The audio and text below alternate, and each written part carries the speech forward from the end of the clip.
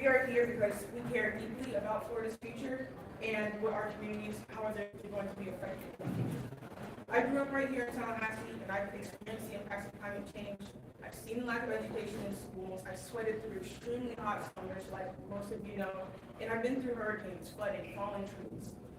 The state of Florida, I feel, is not doing enough to address the climate crisis. We're making so much progress, but there's still so much more to do. So myself and the youth here have done things like draft a resolution to acknowledge the climate crisis and provide legislators with calls to action to give our representatives a head start. We need a climate emergency to ensure that climate change is a priority for our state. We need to acknowledge and understand how climate change, especially if we don't act now.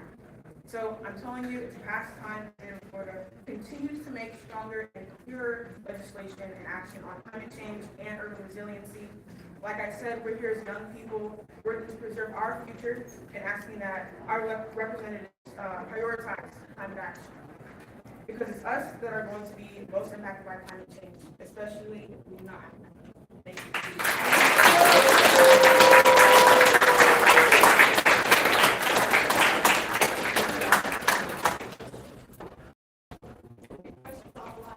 Thank you so much. We can take questions offline as well, so please feel free to reach out to our great sponsors and have a really great day. Thank you again.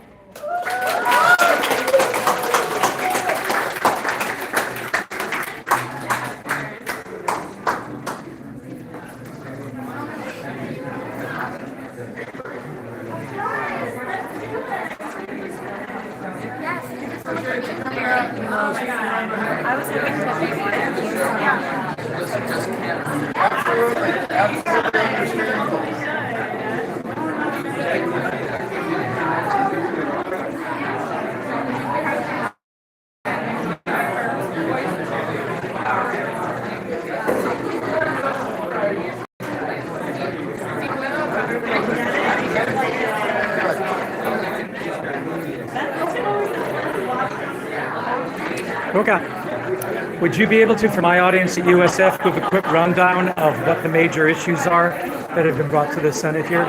Well, today we're here to talk was about building our community's resilience through our schools and emergency shelters. With this new bill that we have introduced both in the Senate and in the House, which is a bipartisan effort, will allow schools to take out some of the red tape to be able to scale solar and battery power to build their resilience. Now, a lot of schools, when I was teaching in California decades ago, had started doing this. Is this new to Florida? What makes Florida now looking at this as opposed to other school districts that have seen the benefits? Are we using that experience to inform anybody who thinks that it might be too expensive or it might not work? Where are we getting our data? I think we've seen that the price of solar has gone significantly down, same with batteries, but Florida has been behind. We are definitely not leading, but we can be leaders in that space. And so we hope with cutting red tape and really promoting clean renewable energy, we were able to get caught up with states like California that have been on the forefront of this technology. I noticed that the three bills that Jen Cleo is looking at, we've been discussing with senators and legislators this morning. There's also an energy regulation bill, which seems like a paradoxically worded bill. Is it that we're not regulating the right things and we're regulating the wrong things? Is that part of what's keeping us back? What you have is the power struggles. All industry, fossil fuel industry that are still trying to hold on to their old ways. And what we're seeing is that dynamic really coming alive in some of the bills that we're seeing right now being introduced. So that's the bottom line, right? It's the old guard, the fossils are trying to maintain, the dinosaurs are trying to keep going extinct. With the new technology, with the future. The dinosaurs are trying to outmaneuver the future. Isn't that interesting? Now, we talked with one of the legislators about this culture war with the gas stoves. And we said that we who produce our own biogas as part of the backyard biogas movement want to keep using gas with our own stoves on our own terms with our own gas.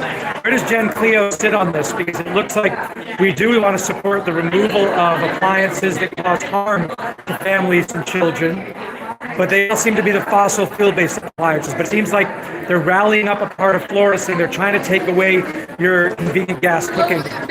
What we're seeing in our country is a culture war, and so there's a new boogeyman in town, and that has become, people are gonna take away your stove, right? And so I think again, it's those dynamics at play, finding a way of getting stoves. We just want to make sure that people understand that they're harmful to their health, and also that the extraction of that gas causes significant global warming pollution.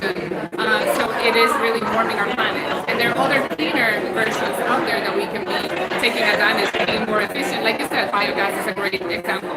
Oh, so Jen Cleo would stand behind biogas to the exclusion of fossil gas. That we get that nuance. Seems like none of our representatives have that knowledge. It's about education. It's about understanding the sources. It's about understanding the mechanism how do we get that gas. But the fossil fuel industry has done a really great job of marketing natural gas, Which is unnatural. Which is unnatural, and really what it does is it really creates a lot of harmful impact into our environment and into our health.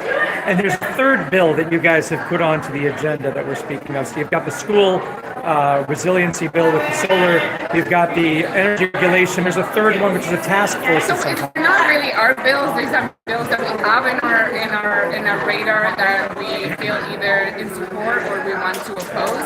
I do have to say that there's definitely a plethora of bills out there that we will be really involved with. But I think the one that takes away the power of the people to, especially local communities and the preemption, are very worrisome. And so those are the ones that we want to make sure that the local governments have the ability and the independence to make their own laws and to create their own plans.